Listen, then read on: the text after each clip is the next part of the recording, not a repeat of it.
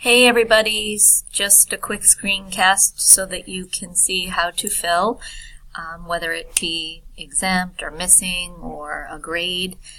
So what you want to do is you want to first get into your Power Teacher and go to your score sheet, create your new assignment, which is right up here at the Create button, and give it a title.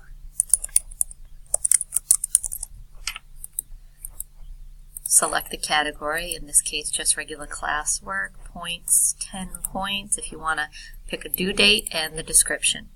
You can also, while you're in here, publish. You can decide if you wanted to publish immediately on a specific date, or change that if you want. I always do immediately.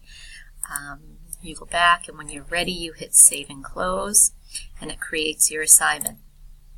So on this day there was a field trip, so there were students that were not there, or a concussion, or whatever the case might be, but you go on ahead and mark the scores for the students who were there, and maybe the rest of them were on the field trip.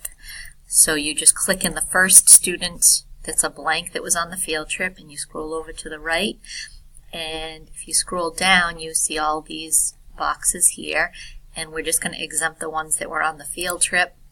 You click the exempt for the first one, and then you're just going to use the fill down, the arrow up and down, and that will fill everybody else in the class. So you can see fill complete, 12 scores updated, okay, and if you look back at your score sheet you'll see the exempt went in. So the same way, if you wanted to do another assignment, you have to save and continue. And you can again pick your category, 10 points, save and close, and maybe a few people didn't get all the credit, but then everybody else got all the credit because they did it. So you can mark maybe the ones that didn't do it, and then if the rest of them all had a 10, you would just put the 10 in, and the same way you would hit fill, and it would fill down the rest of the students. So this is, and make sure you save it. So that's a quick way to save you some time. Okay.